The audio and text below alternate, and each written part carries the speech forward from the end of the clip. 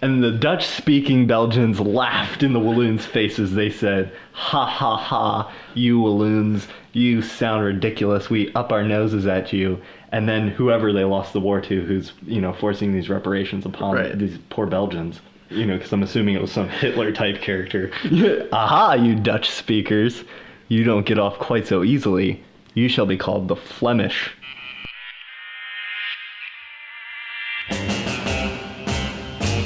We need to take a picture of this at some point. Our recording setup. In the unlikely scenario in which we become wildly popular, I would want to be able to show people our extremely janky, humble beginnings. Yeah. Or our humble future. Right. So this is a very special episode that I'm not sure will ever see the light of day. Okay. Because we're totally improvising it. And this is a topic that I researched briefly, but found that I didn't understand and pegged for doing more research later. And I didn't do more research later. So we're just going to let it fly and see what happens. I was looking up obscure vehicles. Hold on. I know you're really excited to get into the topic. Right. But do you want to talk about do you want to say our name? What's happening and what my name is? People are just, sounds are coming into their ears right now. And they don't know. I don't know. What is this? Is it a podcast? So we've got to nail this down for them before, it gets worse. Yeah. I'm Thomas. Oh no, don't confuse them. I'm Thomas. Yeah. He's Ben. I'm Thomas. I'm Ben. It's open to interpretation. This is a podcast called Obscurigami. We didn't even say the episode number in the last episode. No. So it could be any episode. Although Except 47, that's designated. Right. Yeah. But this one is probably 5 until we delete it. And then it'll be not 5. Then it'll be one of the lost episodes. The next one will be 5. Yeah. It's good to be lost here with you, Thomas. Well, thanks, Ben. It's good to be back after a long break in between episodes like this. It is tough to go so long without recording, but once we finally release these, it's going to be so weird if we get any sort of feedback or anything, because the lead time will be just so outrageous. I do feel like it would be weird if we got any feedback. I would be exceptionally weirded out.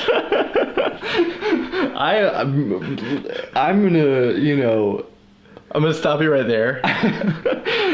I would be about as weirded out if anybody actually listens to this after we upload it. Right. As I would if somebody somehow listened to it prior to us uploading. If you're listening to episode 5, the lost episode.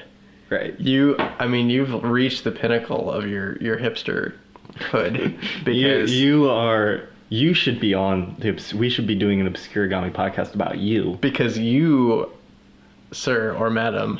Well, they should just come on and talk about all the obscure things they found, because somehow they managed to find these incredibly obscure, unknown, unlistened to things. That's definitely a thing.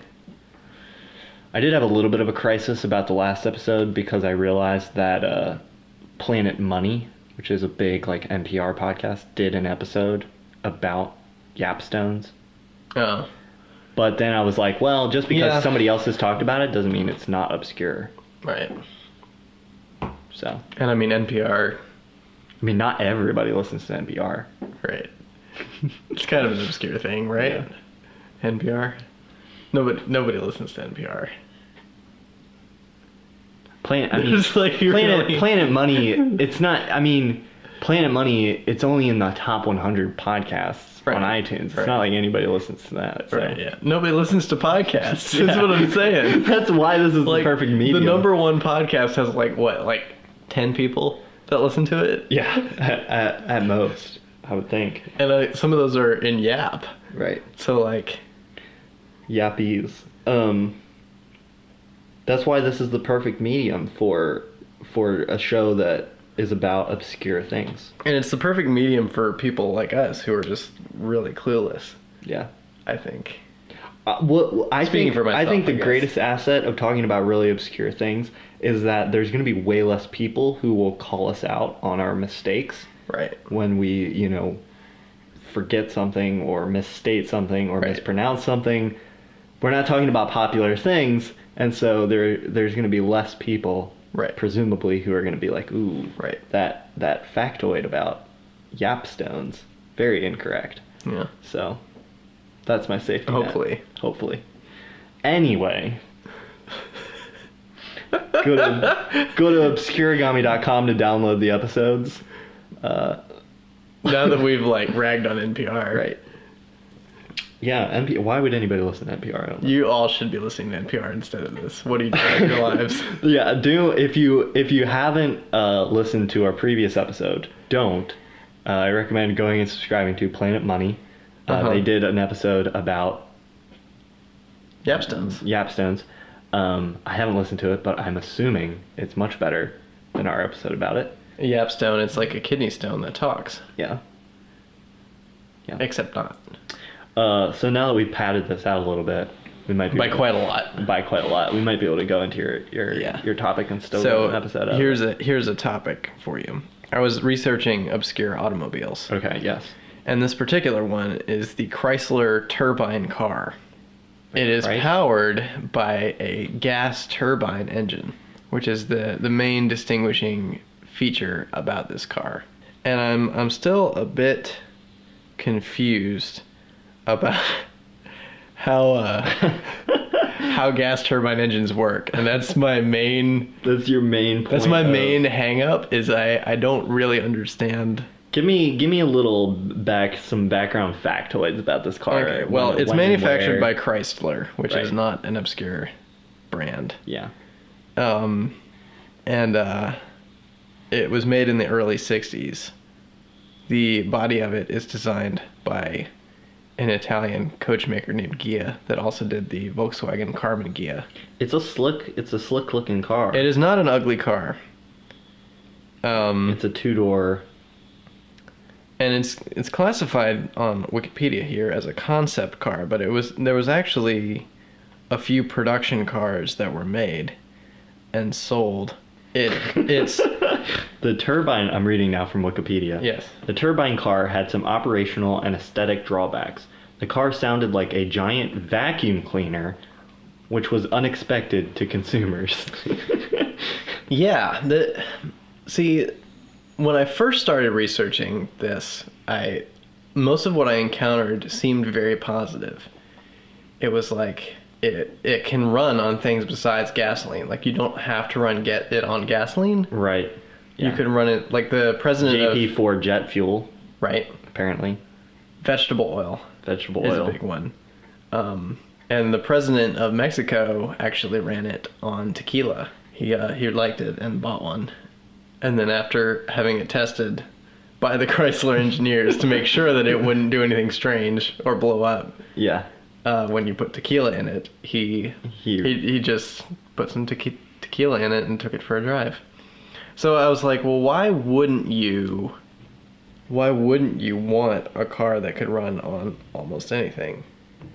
And so I started doing a little bit more research into gas turbine engines and discovered that actually, if you look at there's a way that you can actually put vegetable oil into a diesel engine and run your diesel engine. Right. If you have a certain type of one. I have heard of that.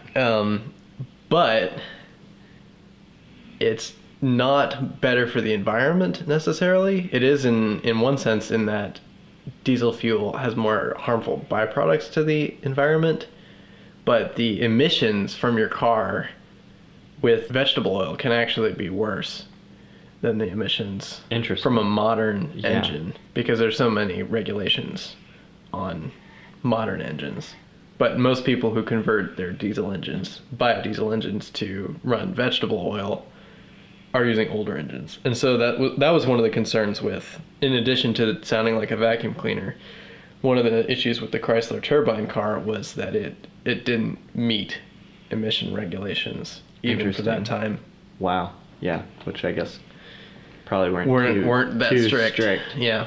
So it definitely never hit the right balance. And there's also issues with like throttling, like getting the acceleration that people want in an automobile. It sounds like it seems like there was just a lot of aspects of the car that weren't necessarily bad so much as just different or inverse of what you might find in a regular car. Yeah. So like the you know, you could accelerate cold with no adverse effects, and accelerating cold would actually have the reverse effect of like revving a cold engine in a piston car, in that instead of warming up the engine, it would have, I guess, a cooling effect. That didn't really cause problems. It didn't damage the engine, but like the vacuum cleaner sound,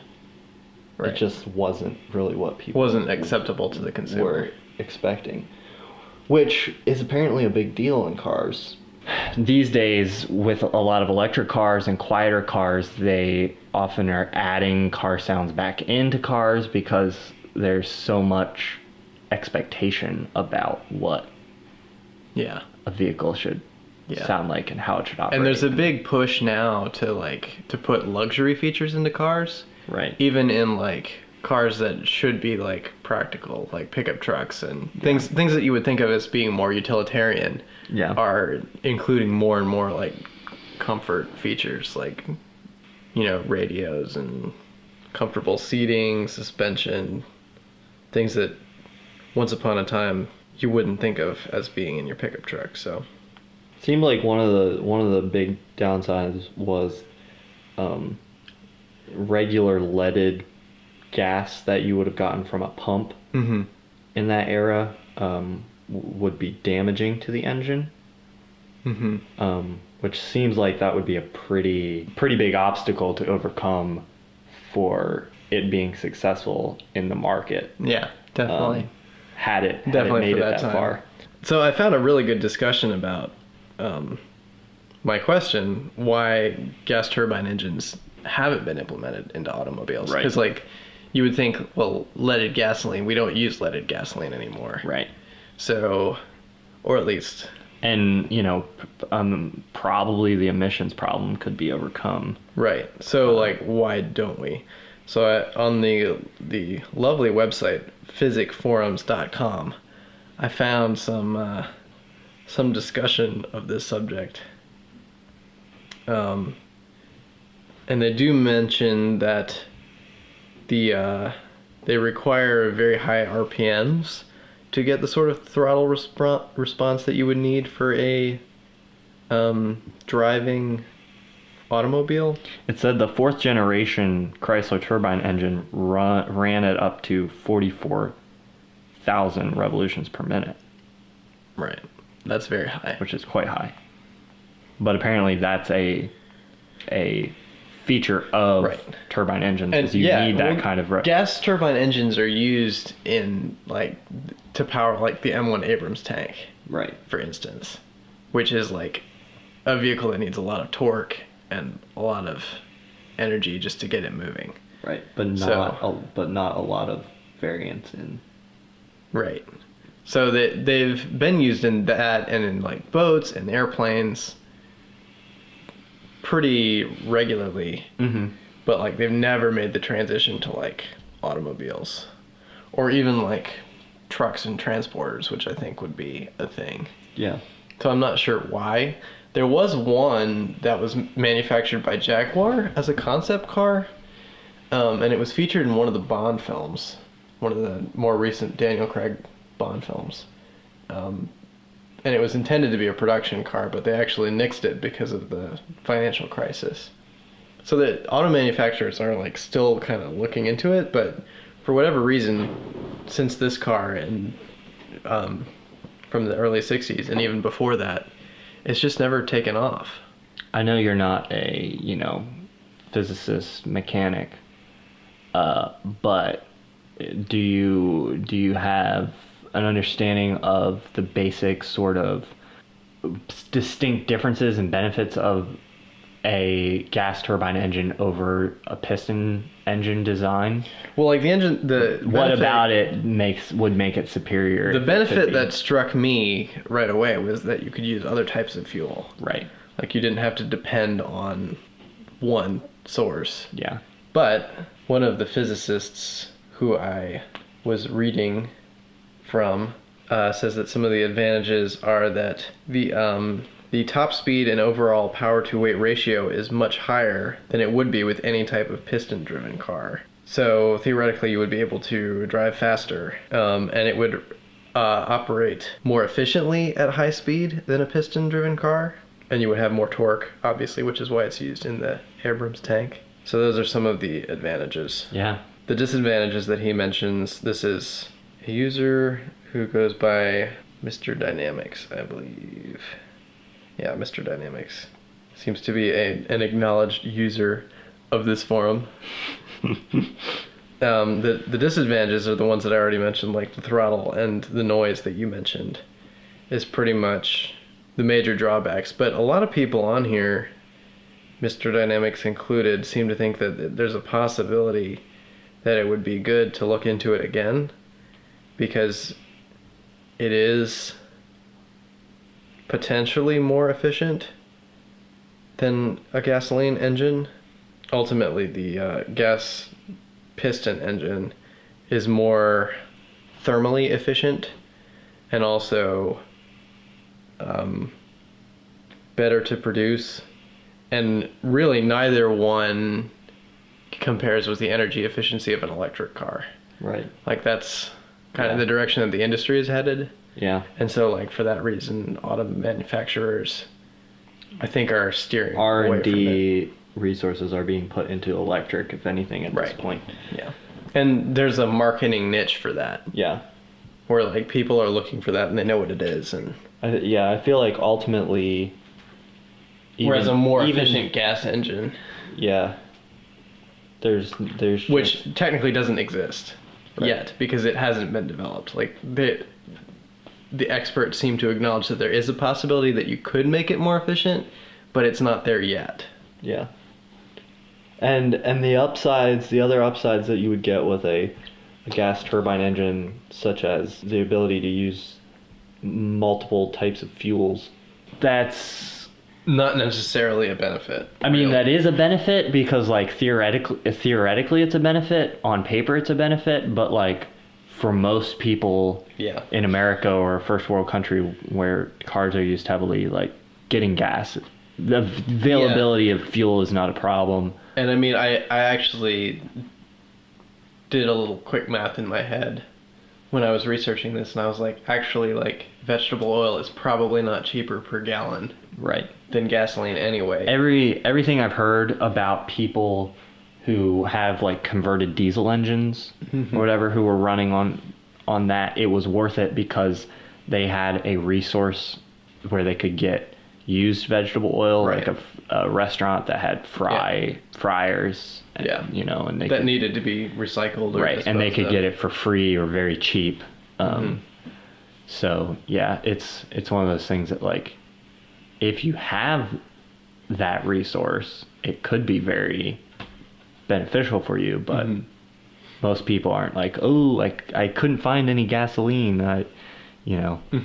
what am I gonna do? Which, an article about that I read said that it's actually illegal technically to do that, to convert your biodiesel car to... Well, it seems kind of weird to me. I didn't actually look up the law and the statute, but it's weird to me because the EPA bans it and slaps a fine on you if they catch you. But there are websites out there that will sell you a kit. Right. And, like, they're operating, functioning businesses, and there's, like, clubs of people that do it, and, like, as a hobby. So I guess there's, like, a line between doing it and getting caught, or I guess there's, like, limitations on the power of the EPA to actually, like, enforce that. Yeah.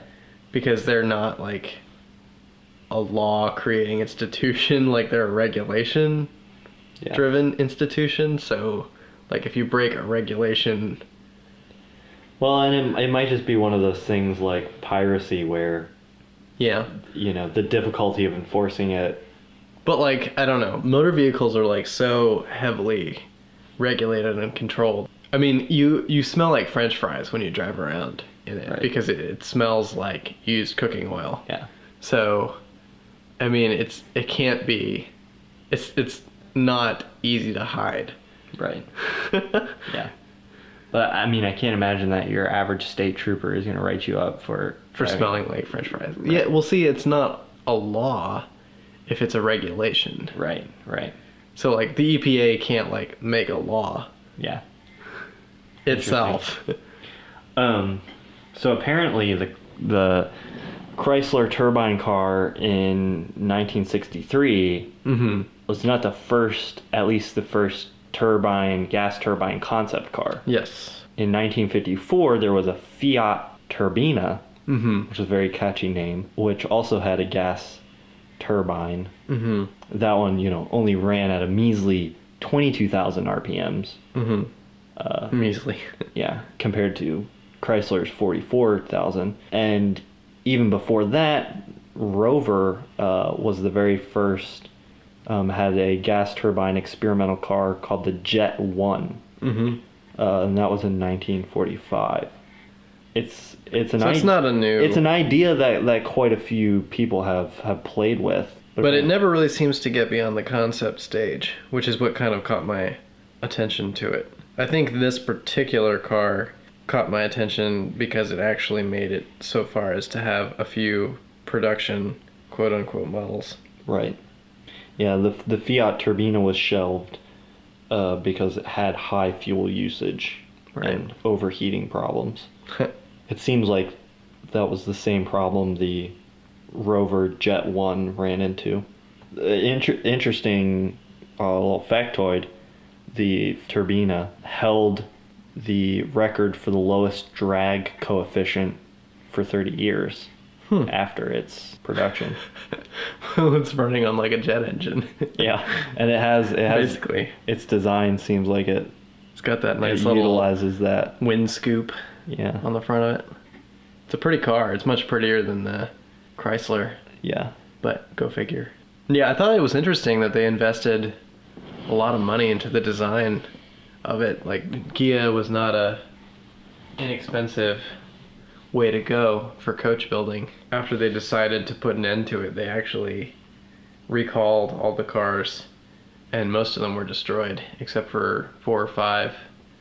There's some conflicting reports. But there's only a few left in existence. They're mostly in museums. I wonder what the reasoning behind that was. I believe it just had to do with the overall inefficiency. Yeah, but it seems like they were pretty deep into an investment. Right, but I'm just wondering what drives the motivation to recall and destroy them. Yeah. It says here tax and liability reasons. Yeah. That quote comes from Jay Leno, who is one of the owners of one of the very few cars that there are. Apparently Rover went on to develop on the Jet 1.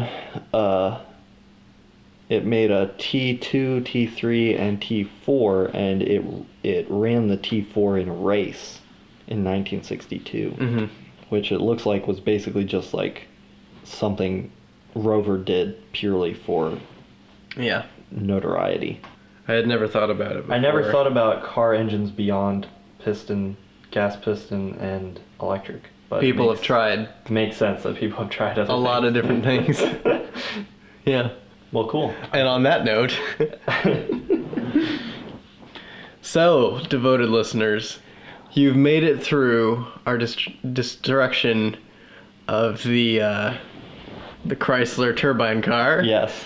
And for that, Wikipedia and the gods of randomization have provided This is our segment where we hit the random button on Wikipedia and then talk about, whatever the heck it The gods of randomness have provided you with a gem to make up for your suffering in the first half of the show. This is a list of caves located in Belgium. I think really, like, people, this is a good episode because if we start getting some listeners, people are like, oh yeah, I could get into this, our listener base is growing a little bit. Yeah. We're becoming not quite so obscure. Right. People are going to hear this one hit that little unsubscribe button, keep things nice and Right. small. It's going to call the masses. We'll keep it And to a cliquish. only the true fans, Only the true believers. only the truest of listeners will continue on past the fateful episode 5. Right. Because they know episode 47 is coming. Right. And they're holding out for it. And they're holding out for the sheep. They're holding out for... Yep. They're holding out for that episode where I talk about light bulbs. Mm-hmm. That's That's a good one. A lot to come. We've already recorded folks. that one, actually. You listeners don't know that, but... Yeah. So anyway, a list of caves in Belgium. All of these caves in Belgium are located in Wallonia, which is one of Belgium's 3 regions, which if you are from Belgium... What is a person of Belgium? A Belgian? A Belgian? What would it be like Belgianese though? I think it's the Belge. The Belge. Here, look. It should say in the go up a little. Country, Belgium. Yeah. Weird. The Belges? The Belgites? Look at the top paragraph. Maybe it'll say at the top. See, Belgians are made up of 2 main linguistic and ethnic groups: the Dutch speakers, called the Flemish, and the French speakers, called the Walloons. So if you think Belgians sound silly, have no fear. You have 2 choices. You can be either Flemish or a Walloon. Is Belgians too silly for you? Does Belgians sound ridiculous? Do you not like going around saying, "Hello, sir, I am a Belgian"? Have no fear. You can instead say, if you're speaking Dutch, you can say, "I am a Flem." which might not sound as bad if you're speaking Dutch. I am Flemish. Or if you're a French speaker, you can say, "Bonjour, I am a Walloon." I think the random Wikipedia articles segment of the show has pretty much degraded into a segment where we unveil our ignorance about the world at large, as well as insult all the people groups of the world. I've mispronounced Belgian, Well, I Flemish, did. or Walloon. Are you sure? How many O's are in Walloon? It's spelled Walloon. I don't know how else you could possibly pronounce it. All these caves that are on this list that we've discovered are in Wallonia. Right. And I'm assuming that if you're from... That's the predominantly French-speaking Right, so you region must be a of Belgium. Walloon Right. if you live in Wallonia. Right. But Yeah. why wouldn't you be called a Wallone? Because you're not Wallone. You're with people. Or a Wallonian. Right. No, they But, had they were afraid it would be too dignified. Whoever came up with these names, I think clearly we've happened upon a segment of history that's been covered up somehow. Belgium at some point lost a war, and as part of the reparations, were forced to be called the Belgians. And furthermore, if you're a French-speaking Belgian, you must be referred to henceforth as a Walloon. There's also a third, tiny but constitutionally recognized group from 2 small German-speaking areas, but they have no name. They have no name. That to me indicates that it was in fact the Germans who enforced these reparations. Because otherwise they would have given those 2 German-speaking groups, goofy names. Right. Anyway, back to caves. I just don't know what to do with that rant. You just ranted for like 10 minutes. No, you literally just made up the history of Belgium. That's all this episode is going to be, Ben. I'm going to cut out the beginning where we talk about gas turbines. You're just like, I don't even care about anything right now. I'm just gonna make up a story about Belgium and all the poor people that who are like completionists who are like, I'm gonna start this podcast episode and I'm gonna finish it. I'm gonna redo the intro so people aren't confused. This is episode 5 of Obscurigami, where we talk about I'm Ben. I'm Thomas, and we're gonna talk about in this episode the Belgian war reparations.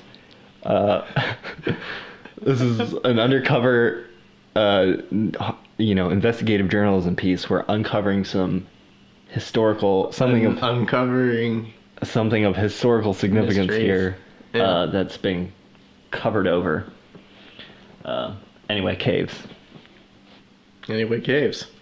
So this list of caves in Belgium, it doesn't even say that it's a list of all the caves in Belgium. It just says list of caves in Belgium. It's a list of presumably significant caves. Well, all these caves are in Wallonia, so I'm assuming, I don't know much about the topography of Belgium, but I'm assuming the Wallonian portion. Honestly, I think the real takeaway here is that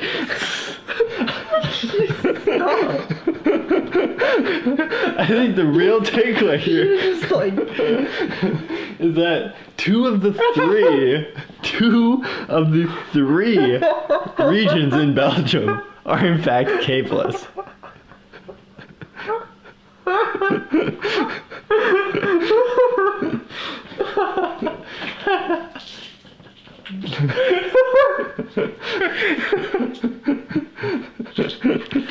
Excuse me. I can't. Okay. What we determined during that fit of hysterical laughter was that only one region in Belgium has caves, and all the other regions of Belgium are presumably caveless. Yeah. Do you want to mispronounce some of these? I'm going to caves? mispronounce all of them. The caves of Han-sur-Lys. Okay. Yeah. The caves of Hotten, or Hoten. Grotte des Spy. Yeah. I'm assuming some kind of spy hid there. It is located near Spy in the municipality of Gemep-sur-Sambre, province of Namur, Belgium, above the left bank of the Orno River. Oh, that I wasn't sure where Does it that was. clarify anything for But you? once you were like, oh, the left And apparently, bank, then I knew. it has historical significance because there were a lot of Paleolithic digs that unveiled some early skulls of men. Skull spy. Oh, that's quite the entrance right there. Yes, it's this. That's a very classical cave entrance. It's not every day you see a cave entrance like that. The Spy. Well, You it know. is if you live if you live in Spy. Apparently. if you're a Walloon. I wonder if the origin of the region of Spy, if there was a lot of spies in that area, and they named it that because of the high density of spies in the populace, or were the first spies from Spy, Belgium. Is this what you wanted this podcast everything that this having. is everything the random Wikipedia article segment hoped to be. Should be? Well, we definitely got like our main objective in, which is to insult people groups of the world. Oh, I thought it was to pad out this episode for another 15 minutes. Well, I'm just gonna wrap up this list real quick. Okay. And then I'll insert any other quips or little Yes. commentary I have. I appreciate that. Grotte le Merveilleuse, probably not important to anybody. Nolette, the caves of Remarchamps, Grotte de Rosé, and Skladina, which, as we all know, It's a you house. should stay away from that funky cold Skladina. It's a picture of a house. Apparently there's a lot of ancient remains that have been recovered from Wallonia. If you're a Walloon and you're listening to this podcast, or I guess if you're a Flemish, also, and you've just visited Wallonia and maybe been to one of these caves. But if they're Flemish, we might not be able to read their email. We might have to run it through Google Translate, and then there's no hope of knowing what they're trying to say to us. Same if they're Walloon. Also, Right. a lot of people in Europe, you're forgetting, Ben, a lot of people in Europe are bilingual. That's true. They might speak I just English. want to throw out there that maybe we should just make it open-ended, where anybody who's been to this cave can send us feedback. Right. So maybe you're French, you were on vacation visiting your Walloonish grandma, Walloon. I'll probably just intercut the second segment with the turbine segment. Mm-hmm. Just kind of do like a little back and forth thing. I think that will really like increase clarity. Do like sort of a non-linear sort of thing. It's good. Still more non-linear than Pulp Fiction. Yeah. Is it worth salvaging, or do we want to try again some other time? So Ben, if people wanted to see, show notes with all the in-depth research we did for this episode, Mm-hmm. or, they wanted to find a place that they could contact us, or other episodes of this pod, or just, if they Google us, what's the website that would probably come up? Probably some sort of like counter-terrorism. Probably obscurigami.com, Thomas. It's a great resource for homeless cats to find homes. If you're a homeless cat, you can log on and set up an account. If I had some this bit is only gonna work if I can play it dry, so Right, go dry. If I had some cat themed merchandise, would obscurigami.com be a good place for me to auction that off? I think because of its feline-based auctioneering system that's been highly engineered specifically to meet the needs of your cats, that it would be an ideal choice for you, Thomas. Fantastic. Additionally, the show notes are on there, and so is the podcast. Great. But that's sort of a side feature. And probably a way to contact us. Yes. Also, or info@obscurigami.com. Right. You can email us. That is one way that you can contact us. You can call us if you know our phone numbers. Right. If you know our phone numbers, please don't call us. Walloon. I can't understand the French. I just don't understand. It's a robot. I just don't understand how that's offensive. The French are a robot. Robot. That should play into your history.